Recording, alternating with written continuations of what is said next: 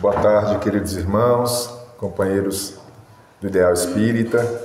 Que a paz do nosso Mestre Jesus possa permanecer conosco hoje e sempre. No Evangelho de João, no capítulo 21, nós temos uma passagem que retrata quando os apóstolos se encontravam pescando no lago de Genezaré, após a desencarnação do nosso Mestre de amor, e eles passaram toda a noite na busca do peixe, do alimento da vida, mas ali nada encontraram. E já na manhã seguinte, eles observam do lado externo do lago uma pessoa direcionando que lançassem a rede em um determinado local daquele lago. E eles, assim o fazendo, conseguem colher ali uma grande quantidade de peixes. Pedro, percebendo que do lado externo, em verdade, se encontrava o Cristo, atira-se nas águas do lago de Genezaré para ir ao encontro do nosso Mestre de amor. E ali eles passam a ter um diálogo, onde o Cristo, naquela célebre passagem, indaga a Pedro em 3 momentos subsequentes se este o amava. E em todas elas, Pedro, de maneira muito segura, externa o seu amor ao Cristo. De maneira que, através daqueles 3 questionamentos que o Cristo realiza a Pedro quanto ao seu amor pelo nosso Mestre da vida, ele dá a oportunidade ao apóstolo de buscar levar luz onde havia aquela sombra até então na sua individualidade, uma vez que no momento do Calvário, Pedro negara o Cristo 3 vezes. E certamente aquela dor íntima se encontrava em seu cerne. E o Cristo, através daquele diálogo, permite que Pedro externe todo o seu amor incondicional ao nosso Mestre da vida. E prolongando aquele diálogo, o Cristo assevera a Pedro que quando ele era jovem, ele ia onde lhe aprouvesse, onde ele desejasse. Mas quando ele se tornasse mais velho, ele seria levado onde não desejava, onde não queria. E Pedro ali percebe que o Cristo estaria externando a ele qual seria o seu gênero de morte. Como é que seria a sua passagem ao reino fundamental? E Pedro, percebendo então que o Cristo lhe anunciara como seria o seu gênero de morte, ele observa que próximo a ele se encontrava João, o discípulo amado. E ele então indaga para o Cristo se em relação a João aconteceria algo semelhante. E o nosso Mestre de amor afirma para Pedro o que lhe interessaria saber acerca da realidade de João, se ele desejasse que João permanecesse até o seu retorno. Quanto a ti, Pedro, segue-me tu. Quando Cristo afirma então para Pedro que não observasse a realidade de João, que a realidade de João não interessaria para Pedro, mas para Pedro o convite seria: segue-me tu. No livro Caminho, Verdade e Vida, no seu capítulo 2, Emmanuel vai buscar fazer uma reflexão sobre essa passagem do Evangelho, nos chamando a atenção que muitas vezes, na nossa seara religiosa, nós nos comportamos à semelhança de Pedro, buscando analisar as condutas, os comportamentos daqueles com os quais nós nos relacionamos na nossa seara religiosa. E muitas vezes olhamos os nossos irmãos, as nossas irmãs, com uma postura de julgamento, com aquela postura que o Cristo já nos alertava, no sentido de que muitas vezes nós observamos um cisco no olho do nosso companheiro e não percebemos a trave que se encontra em nós mesmos.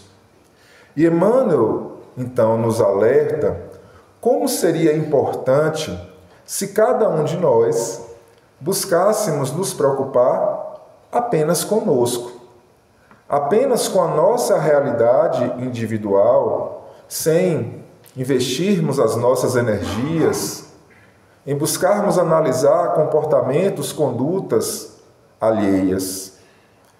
Ampliando um pouco essas reflexões de Emmanuel, nós percebemos que comportamentos muito semelhantes nós adotamos também ao observarmos a nossa família, ao observarmos o nosso ambiente profissional, ao analisarmos o nosso ambiente social.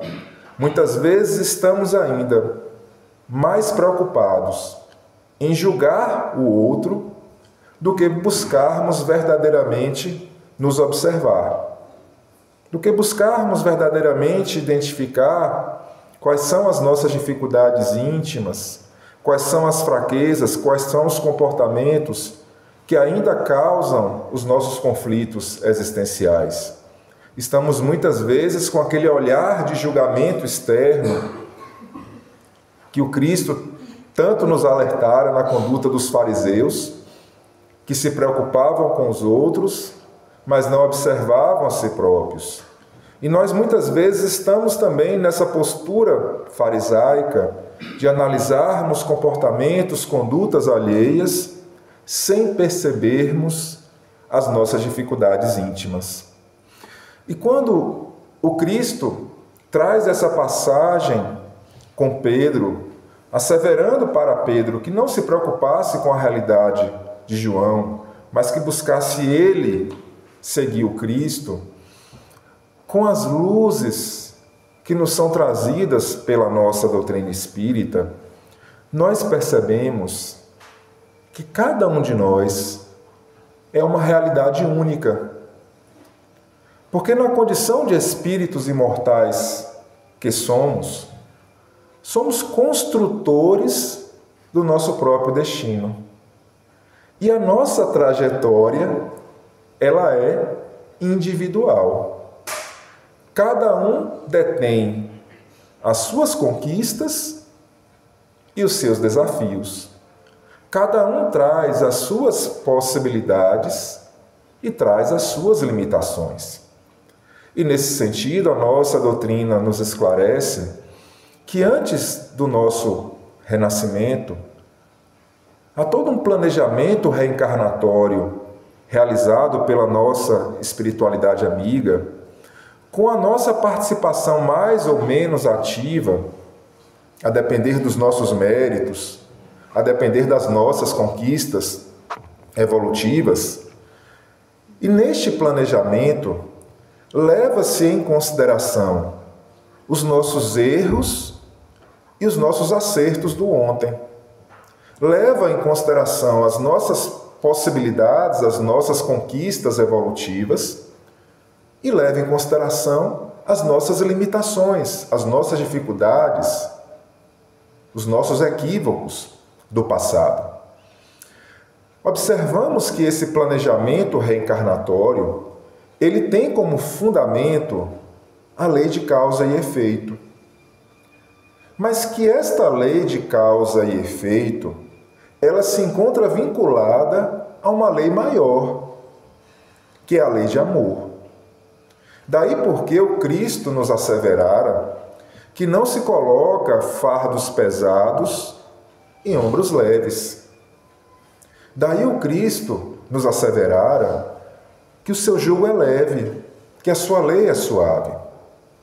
De maneira a nos chamar a atenção que, muitas vezes, nós detemos enormes débitos no nosso pregresso.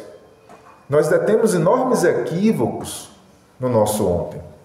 Mas se não temos ainda as condições necessárias para começarmos o nosso processo de redenção, nos é dado aquilo que a doutrina espírita nos chama de um acréscimo de generosidade, um período de moratória, que é como se temporariamente os nossos débitos ficassem congelados, ficassem suspensos, para que nós tivéssemos condições de amadurecer, de evoluir, e apenas quando tivéssemos efetivamente as condições necessárias, começássemos o nosso processo de resgate. Então, às vezes, nós estamos a passar por momentos de aparente tranquilidade e podemos ter uma falsa impressão de que não temos enormes débitos a serem resgatados. Mas esses momentos de aparente tranquilidade são oportunidades que o nosso Pai Celestial nos concede para que possamos amadurecer, para que possamos evoluir, para que possamos nos robustecer, nos fortalecer, para que quando estivermos efetivamente preparados, prontos, possamos então começar os nossos processos de resgate, de redenção. Nesse sentido, portanto, esse planejamento reencarnatório que é feito pela espiritualidade amiga, com a nossa participação mais ou menos ativa, ela leva em consideração os nossos erros e os nossos acertos do ontem, mas leva em consideração também, fundamentalmente, aquilo que nós já temos condições de realizar, aquilo que nós já temos condições de fazer. Porque se não tivermos ainda as condições necessárias para suplantarmos as dificuldades, elas não se apresentarão em nossas vidas. Então, esse planejamento reencarnatório, ele leva em consideração as nossas necessidades, a nossa situação pessoal. Daí porque os compromissos reencarnatórios, eles são individuais. Os compromissos reencarnatórios, eles dizem respeito à nossa realidade individual.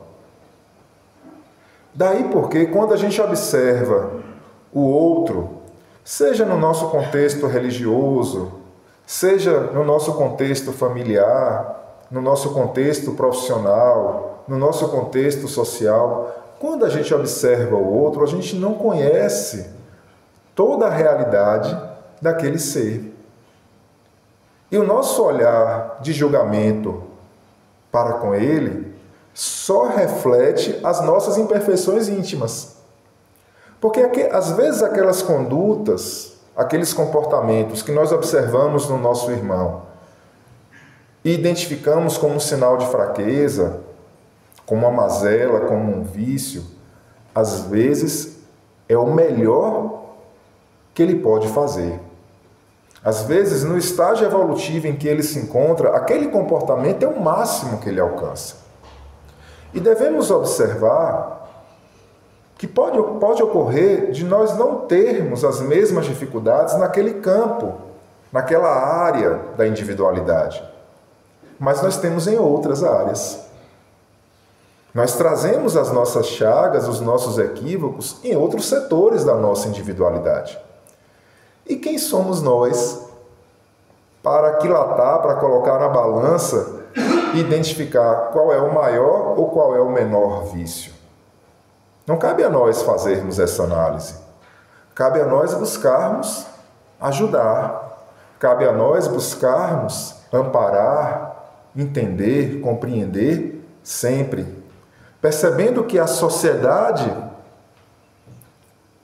do amanhã, esse mundo de regeneração que se anuncia diante dos nossos olhos, deve ser marcada por uma perspectiva de solidariedade, por uma perspectiva de fraternidade, por uma perspectiva, portanto, de entendimento. Então, quando a gente observa o nosso companheiro, o nosso irmão, com um olhar de julgamento, isso ainda retrata os nossos vícios, as nossas dificuldades íntimas. E aí devemos buscar perceber que, como nos esclarece a questão de número 919 do Livro dos Espíritos, o meio prático mais eficaz para o nosso progresso passa necessariamente pelo autoconhecimento. Passa necessariamente por buscarmos conhecer esse grande desconhecido que somos nós mesmos. Porque se a gente não observa a necessidade de desvendarmos esse nosso mundo íntimo, de buscarmos passar a nossa consciência em revista de forma diária, de maneira a buscarmos identificar as nossas potencialidades e as nossas fraquezas, há uma grande chance de repetirmos equívocos, de repetirmos falhas que já estamos tendo há várias experiências reencarnatórias, sem nem sequer percebermos que estamos errando, sem nem sequer percebermos que estamos nos equivocando. Porque como são tendências que ainda trazemos em nosso ser, se não tivermos às vezes muita disciplina, se não tivermos uma vontade muito lúcida para direcionarmos as nossas potencialidades para outra área, repetimos aquelas fraquezas, aquelas mazelas, sem nos darmos conta. Então, devemos buscar observar que os grandes desafios que se apresentam em nossa vida não dizem respeito a mudar o outro, dizem respeito a buscar nos modificar.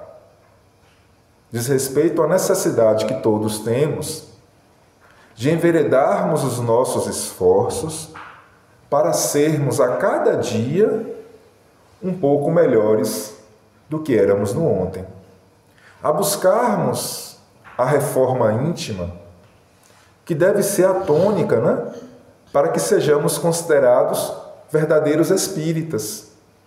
Nesse sentido, de buscarmos a transformação moral, de buscarmos passo a passo, darmos ensejo ao homem novo do amanhã, a buscarmos o sentimento de moralidade, a buscarmos as nossas lutas íntimas para honrar os nossos deveres conscienciais, as nossas responsabilidades morais. E aí, nesse sentido, portanto, nós devemos perceber que nesta escola da vida, que é o nosso planeta Terra, nada acontece por acaso. Se nos encontramos vinculados a uma determinada família, se reencarnamos em um determinado país, isso não acontece por acaso. Porque esta lei de sociedade na qual nós nos encontramos atrelados, ela nos permite diariamente a convivência com as diferenças. Ela nos permite diariamente conviver com espíritos, com seres que têm gostos, que têm ideais, que têm ideologias distintas das nossas. E isso não se dá por acaso. Porque dentro de uma perspectiva de solidariedade, dentro de uma perspectiva de fraternidade, esta lei de sociedade, ela nos oportuniza o contato com irmãos que estão na retaguarda, com irmãos que muitas vezes vão buscar em nós o amparo, o auxílio, para que possam renovar os seus valores. Mas esta lei de sociedade também nos oportuniza o contato com irmãos que estão na vanguarda, com irmãos mais evoluídos, que para nós servem como instrumentos de auxílio diário, através dos seus exemplos. Então, sem que muitas vezes nós percebamos, essas diferenças permitem que nós sejamos ajudados por aqueles que já são mais evoluídos do que nós, e, ao mesmo tempo, nos oportunizam ajudar aqueles que se encontram em posições ainda de maior atraso do que a nossa. Mas quando nós olhamos essa lei de sociedade e temos ainda um olhar individualista, um olhar materialista, um olhar atrelado a uma postura de competitividade, isso não nos possibilita esse auxílio, isso não nos possibilita essa ajuda mútua que é tão fundamental para o nosso desenvolvimento evolutivo. Porque vejamos que ao desencarnarmos, iremos passar a conviver com espíritos que nós temos laços de afinidade. Se ao desencarnarmos, nós desencarnamos fazendo profundos esforços no campo da renovação íntima, fazendo profundos esforços para vivenciarmos o bem, nós iremos, após a desencarnação, para as colônias espirituais, buscarmos estudar, trabalhar na seara do bem e termos a oportunidade de convivermos muitas vezes ali com os espíritos bons, que nos auxiliarão pela lei de sintonia. Mas se desencarnamos atrelados ao nosso orgulho, ao nosso egoísmo, com essa visão muitas vezes competitiva para com a vida, nós passaremos a conviver com espíritos que, como nós, ainda não estão afinados ao bem. E isso nos ensejará profundos dramas, profundos conflitos nesse amanhã, nesse porvir. Porque ao desencarnarmos, a lei é de sintonia, a lei é de afinidade. Certamente que compreendemos que o bem, que o amor, ele rege a vida. Então, que ao desencarnarmos, nutrindo ódio, nutrindo desejo de vingança, por mais que isso nos enseje profundas dores, profundos sofrimentos, quando nos tocarmos pelo bem, o amparo da providência divina se fará presente, nos oportunizando o recomeço. Mas até chegarmos a essa situação, passaremos por enormes sofrimentos e nos vincularemos a espíritos no mesmo grau de afinidade do que o nosso. Então, ao estarmos reencarnados, vinculados a esta lei de sociedade, essas diferenças que nos caracterizam no que dizem respeito às nossas propensões, aos nossos gostos, não devem nos apartar, não devem nos separar, porque em essência devemos perceber que todos somos iguais, filhos do mesmo Pai Celestial, criados da mesma forma e tendo o mesmo objetivo comum, e que estas diferenças, portanto, deveriam nos auxiliar, onde ao invés de julgarmos o próximo, nós vamos, na medida do nosso possível, darmos o máximo que nós pudermos, sem postura de julgamento, sem postura de apontar o dedo para os vícios, para as fraquezas, para as mazelas alheias, porque também temos as nossas. Sem essa postura de julgamento, porque em verdade devemos compreender que necessitamos da misericórdia divina diuturnamente, porque erramos muito. E para que possamos obter essa misericórdia, precisamos aprender a ser misericordiosos. Precisamos aprender o valor do amparo, do auxílio, sem julgamento.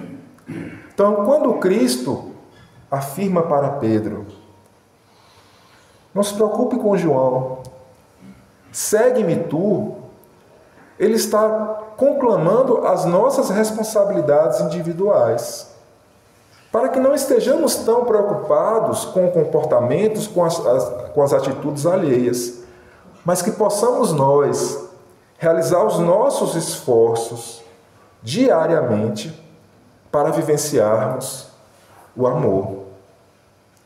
Nós temos uma das parábolas apresentadas pelo Cristo, daquela festa nupcial, preparada por reis, para demarcar ali o seu casamento, aquele período novo, onde eles preparam aquela festa e selecionam os convites para as pessoas que iriam participar daquele evento. E por diferentes razões, os convidados vão declinando do convite, de forma que no dia da festa, os noivos percebem que nenhum dos convidados desejava participar daquele casamento. E observando que a festa estava pronta, o noivo, então, determina que seja convidado a todos daquela sociedade, daquele vilarejo, para que pudessem participar daquela festa. E assim é feito. E várias pessoas, então, adentram aquele palácio para participarem daquela festa. E em dado momento, o rei se apercebe que uma daquelas pessoas não estava vestida apropriadamente, como se esperava para uma festa de casamento, para uma festa nupcial de dois reis. E determina que aquela pessoa seja colocada para fora, onde haveria choro e ranger de dentes. Quando Cristo nos traz essa parábola, nós vamos buscar compreender que esse reino de Deus, que era assemelhado naquela linguagem simbólica a esta festa de casamento, esse reino de Deus, os primeiros convidados seriam judeus. Uma vez que o Cristo, ele nasce dentro das tradições judaicas, dentro das tradições hebraicas. Mas os convidados declinam do convite. Por diferentes razões, não observam no Cristo a figura do Cristo e declinam daquela oportunidade de participarem do reino dos céus, de participarem daquela grande festa onde o Cristo estava presente no nosso planeta Terra. E por esta razão, aquele convite, então, ele é espraiado para todos, tendo ali, talvez, na figura de Paulo de Tarso, essa grande responsabilidade de ser o apóstolo dos gentios, de levar aquela mensagem do Cristo para todos os povos. E por isso todos nós, naquele momento inicial, também fomos convidados para participarmos dessa grande festa do Reino Celestial. No entanto, muitos de nós estão ainda a escolher outras prioridades. Estão ainda a declinar deste convite do Cristo para que possamos adentrar nesse reino novo. E ao observarmos essa passagem tão simbólica, onde em dado momento Cristo nos afirma que para participar daquela festa precisaria ter um traje especial, porque senão seria colocado para fora. Ao observarmos essa linguagem simbólica trazida pelo Cristo, nós devemos buscar analisar que traje é esse para participar dessa festa nupcial? Que traje é esse para que possamos abraçar esse convite para adentrarmos a esse mundo novo? O Cristo, ele nos traz fundamentalmente dois aspectos que são imprescindíveis para que possamos ser reconhecidos como trabalhadores da causa do Cristo, para que possamos ser reconhecidos como pessoas que se esforçam para se vincular a esse chamado do amor, para que possamos ser reconhecidos, então, como aptos a nos vincularmos a esse mundo novo do amanhã. O primeiro aspecto é a humildade. Essa virtude que de tão relevante foi colocada nas bem-aventuranças como sendo a primeira. Bem-aventurados sois os pobres de espírito, porque serão reconhecidos como filhos de Deus. Porque sem a humildade, nós não conseguimos nos tornar aptos a desenvolver as demais virtudes. Nós não conseguimos trabalhar as nossas potencialidades íntimas para fazer brilhar a nossa luz. E percebendo que dentre as nossas chagas, dentre os nossos vícios, que tantas dificuldades nos causam diuturnamente, se encontra o orgulho e o egoísmo, o instrumento para que possamos realizar o bom combate, o instrumento para que possamos buscar suplantar essas nossas adversidades íntimas, é justamente através do desenvolvimento das virtudes opostas a esses vícios.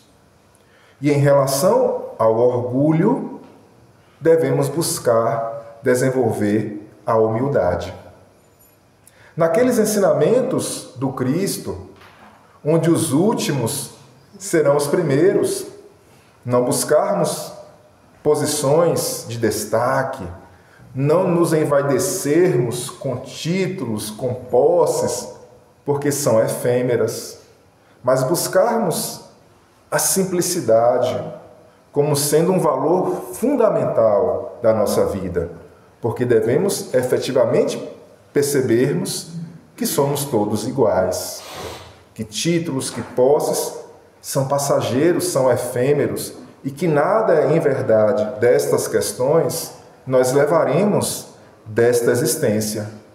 Apenas levaremos aquilo que de bom e de ruim tenhamos feito. A humildade, naquele sentido ensinado pelo Cristo, onde nós devemos buscar nos assemelhar às crianças, no sentido de estarmos sempre abertos a novos ensinamentos, estarmos sempre abertos às orientações, ao amparo que se apresenta em nossas vidas diuturnamente. A humildade, portanto, como um valor fundamental em nossas vidas. E o segundo aspecto dessa vestimenta que tanto precisamos deter é a caridade. Esse grande lema da nossa doutrina espírita: fora da caridade não há salvação. Esse instrumento que nos permitirá vencer o maior vício ainda existente em nós, que é o nosso egoísmo, que faz com que cotidianamente, primeiro pensemos nos nossos interesses, segundo também nos nossos interesses e terceiro nos nossos interesses, que faz com que raramente consigamos agir em nossas vidas sem levar em consideração o nosso interesse pessoal. E o instrumento para que possamos nos libertar desse vício, que tantas dificuldades, que tantos problemas nos acarretam, é a caridade. Fora da caridade, fora do exercício do bem, não há salvação.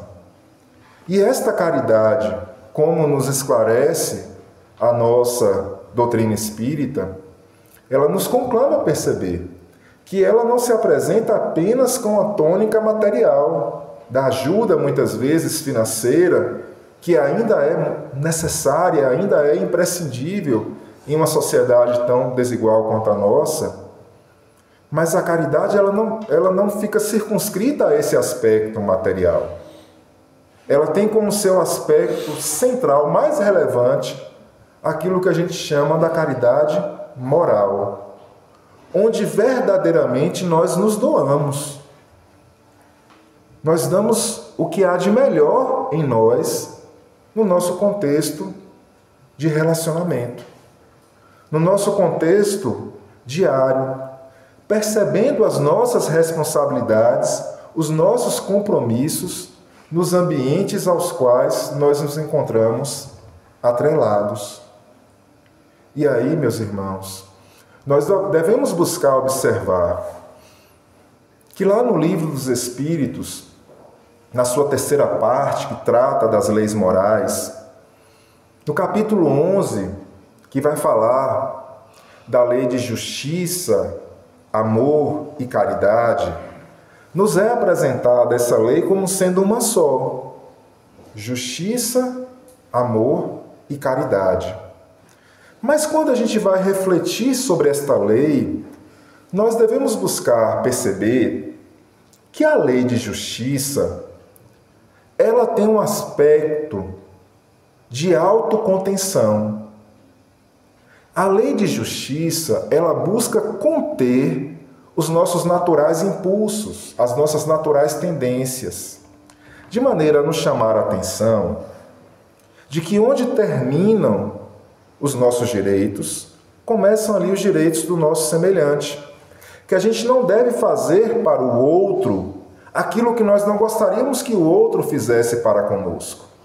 Então a lei de justiça, a todo momento, está nos falando o seguinte: tenha cuidado, não magoe, não ofenda, busque se autoconter, tenha disciplina nas suas relações para não machucar, para não agredir ninguém. A lei de justiça, ela nos conclama esse aspecto de autocontenção, fundamental para buscarmos suplantar os nossos impulsos ainda mais primários, que faz com que ainda sejamos pessoas muito agressivas sem nem nos darmos conta. É a lei de justiça. Mas ela não vem só. É justiça, amor e caridade.